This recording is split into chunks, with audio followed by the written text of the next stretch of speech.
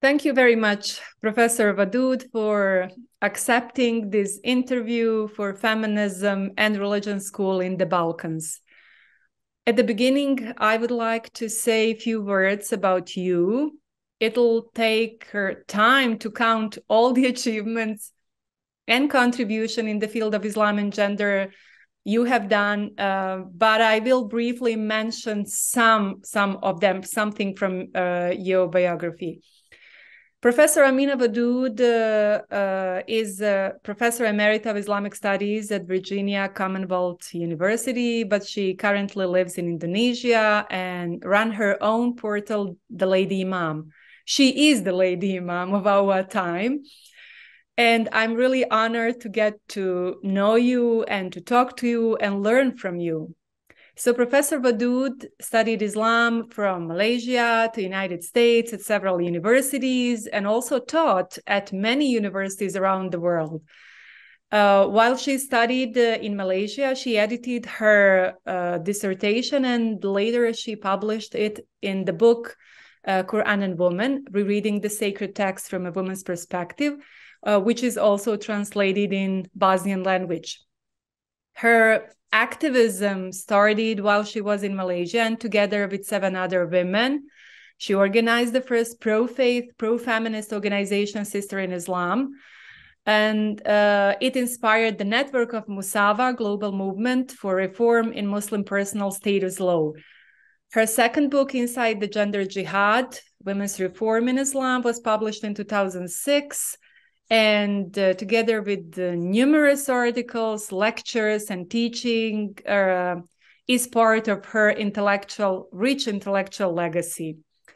Thank you, Professor Wadud, for this interview and opportunity for the students of Feminism and Religion School in the Balkans to learn from you. And now we are approaching to the question that is very controversial today. It's about women imams, and as the person who led the prayer for women and men, and who is the Lady Imam, and who is known for her teachings about it.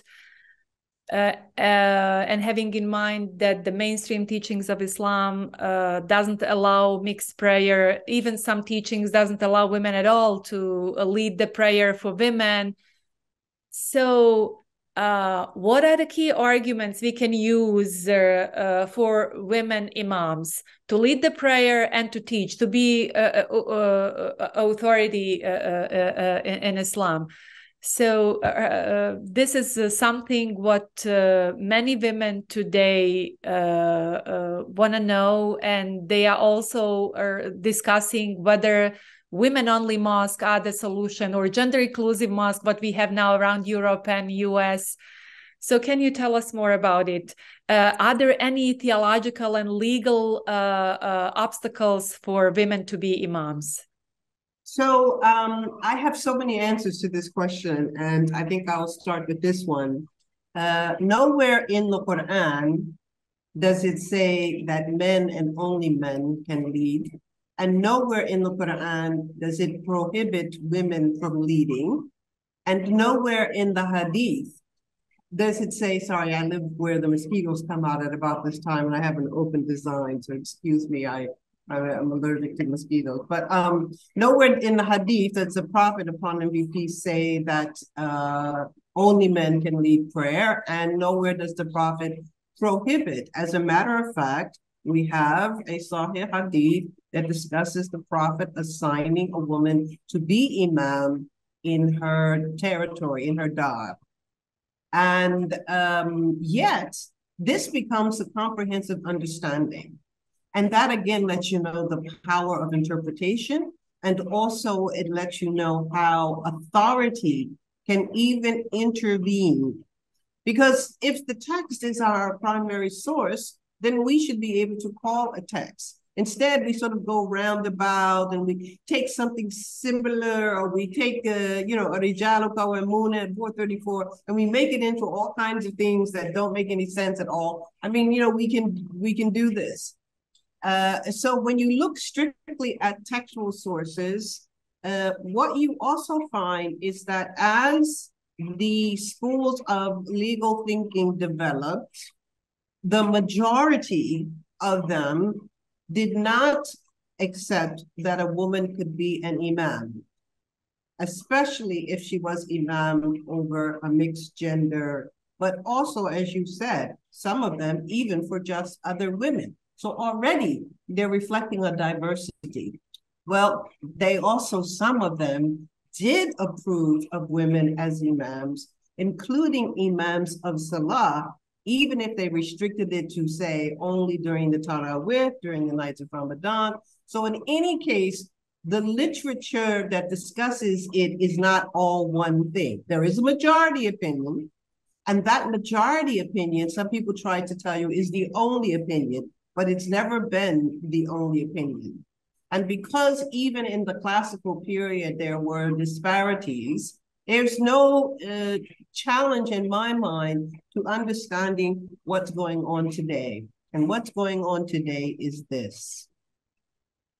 There is a clear objective in the Quran for all humans to develop their own excellence.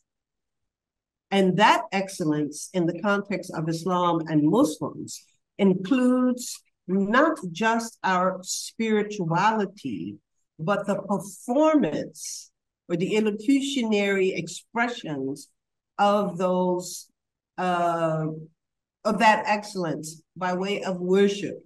We have a very formal notion of ritual, and ritual is extremely important to not only the discipline of the being, but also to the relationship between that being and the Creator.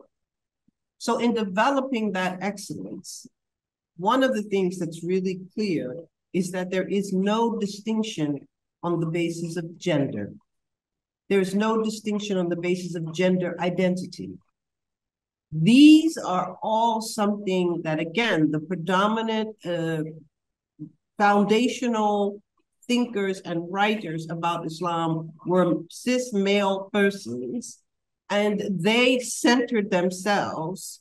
You look at the book Gender Morality that came out by Zahra Ayubi. One of my favorite books for 2021 was this, Gender Morality, because she does a gender analysis of the entire ethics, modality. And what they simply said is, yes, of course, women and men are equal, but men are better. That's basically what they said, because men have this capacity for developing this excellence. But as I just said, actually, there's no restriction in who develops the excellence. So for me, when I accepted to lead the prayer that became so, controversial, sort of went viral before there was viral, it was after I had been invited to give a khutbah in a mosque for Friday prayer in Cape Town 11 years previously. And it took me 10 years to return to it because I had to do both the research and the soul search. I had to understand, I had to understand, well, even if I think it might be appropriate, why do I think I should be the one to do it? And the reality is that if I express my deepest sincerity before Allah, it's usually when I'm alone. And that by nature, I'm an introvert. So it was so challenging for me to, in the form of deen, that is, a way of life, I would say it doesn't matter to me where I stand. I'm always praying only to Allah. And yet I prefer to stand in the back, and I prefer to stay in separate rooms, or I prefer to be at home. So the challenge was for me to accept that if it makes no difference, then I could also stand in front. Sometimes people don't realize what a challenge it was for me because it's sort of taken for granted because I recognize myself even as the lady imam. But it was a challenge. And that challenge was for me to remove the idea that somehow just because you stand in front does not make you closer to Allah. The only thing that makes you closer to Allah is the sincerity within your heart. And that can be in the back, that can be in a room on the side, that can be by yourself, that can be in a group. But that's not how the typical authoritative, patriarchal, hegemonic Islam works. For them, standing in front means you're better. Well, there's no notion that you could be better in Islam. Allah is present everywhere. So there is a kind of sort of a psycho-spiritual discourse that goes around the presumption that somehow the imam is closer to Allah. The imam is not closer to Allah. The imam is a functionary in a public formal ritual that needs at least one person to help orchestrate it. He's not closer, she's not closer. And when we truly understand this, then we understand it makes no difference, male or female, because we remove the authority from that person and we simply make them back as a servant of Allah who is serving through this function of this ritual. So my relationship to it is not simply that once I began working on the Tawhidic paradigm, I really did understand that the reality is that women and men really are equal. They're equal partners in this goal of arriving at excellence. Because I, as a woman, also was pushed back. And I just didn't resist because no one can take away from me Allah. So I didn't think it made any difference. But, you know, like I told you about living in Indonesia, some of it came about by, you know, some magical thing that I guess Allah had in for me because I didn't come here intending to live here. And now 4 years later, I'm very happy to live here. So I didn't enter into my Islam or go to South Africa or even the visit to New York. I didn't go because I felt like I'm better than someone. I always went with the understanding that I am tasked with living the life of excellence, and that life of excellence may sometimes cause me to have to step outside of my comfort zone. And that's what ended up happening. And now it's history. So when people say women can't be imams, you know what I say? Too late.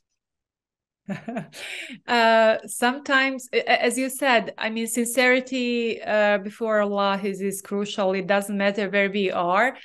But if religious authorities use the argument that women cannot be imam as their deficiency in faith and that they cannot be full authority and also that they cannot develop excellence in their faith, then it seems that it is important that women can give khutbah and also lead the prayer. But also some women are not willing, you know, to accept women imam. And the reason I've heard was that the specific way of prayer with the body movement similar to some of yoga elements, bowing down in front of someone, doesn't feel comfortable for many of them to do it in front of men. Yeah, and that really says a lot about men. I mean, and men say that too. I mean, they say, oh, because we have a full bodied and when, you know, you must bow down and everything. The reality is that the purpose of the prayer is 5 times a day to bring us back to remembrance of our relationship to Allah. And therefore, the focus of our mind and the focus of our heart is supposed to be on Allah. It makes no difference who is praying in front of us. It makes no difference who is playing behind us. And actually, you know, before the Saudis started becoming very restrictive and very aggressive in the Haram Sharif, when you'd go to Mecca, when the lines would form, there would often be lines of women in front of lines of men because people would just gather and the prayer would start and then the men would just fall in line, you know. So I don't believe that that's a distraction. I think also that if someone does in fact experience that as a distraction, they need to really, check their own heart, because how is it that this is our highest form of worship? That's why it's 5 times a day. This is our highest activity to show our relationship to Allah. And how is it that at our highest activity, your mind is at the lowest level, and that is that you're thinking about a person's body? So, I mean, I understand that we are still weak humans and all of that, but I refuse to define Islam according to its lowest elements. I really want to I want to aspire to excellence, and I want to believe that that excellence is possible. It cannot be utopic. If it is utopic, then it means that Allah's plan for humanity is flawed. So I think it is in fact possible. And that's why these days I've been working, with the karama notion, the dignity. I think it really is possible for us to relate to others with so much dignity that when we come to pray, we will respect mutually the dignity of the person beside us, in front of us, and behind us. And that is also part of our own dignity as humans. And I really believe, and one of the things I do experience with great love and joy is being in the inclusive mosque places where people who have gender identities across the spectrum are not intimidated to stand forth in their own gender identity, to pray next to a person who is in their own gender identity, and all of us are praying to Allah. That is something that's still very moving to me, because as a woman, even in a binary setting, I know what it's like when you have to, go to the back of the mosque and, it's not proper lighting and the sound system doesn't work or whatever. I have experienced all those things. And I think, wow, these are not expressions of karama. These are not examples of how we, experience Islam as a religion that confirms the necessity of dignity as part of what Allah has given us. Like karamna bani Adam, we have given dignity to the sons and daughters of Adam. So it's not that I haven't experienced those things, it's that I've decided that I will not let those things be the determinant for, the love of Islam that I have and the growth that I've experienced within it, and also my own personal aspiration towards excellence. That being said, I have to admit, it's not for everybody. There's some people who are just not ready.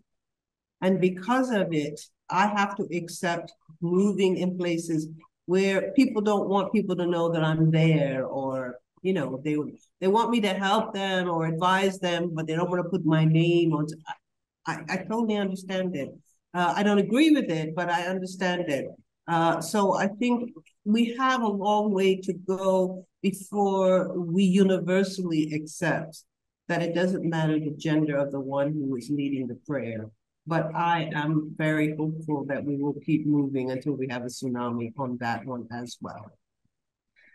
I hope so too. Thank you very much in the end. And if you like to say something for the end of this interview, please do. Some kind of a maybe message for women today, not particularly women in the Balkans region, but in general for Muslim women today. I actually have something very specific for the women in the Balkan regions, okay. And it is inspired by what is often popularized with the experience of Malcolm X or Al-Hajj Malik al-Shabazz when he went to perform the Hajj. He had an experience with people who helped him to understand that people can talk about their race without hegemony or superiority. He says when someone, says, they're white, they're simply talking about the color of their skin. But in the American context with white supremacy, when they say they're white, they mean they're the boss. Well, when I traveled to Sarajevo as a Black woman, descendant of slaves, true, I'm hybrid, it's true, I'm mixed, but I definitely claim my own African heritage. When I came to Bosnia, I actually experienced every day that I was there. Sorry, I came to Sarajevo. I actually experienced every day when I was there this encounter with so many white Muslims who never othered me on the grounds of my race. And I just want to say that that means to me that there is something really important from your region that can be contributed to the discourse about Islam, that it's really important for your example to be made available to others so that people like myself and Malcolm X can really see the beauty of Islam in all colors. So I really want to thank you all for that. Thank you for these beautiful words in the end.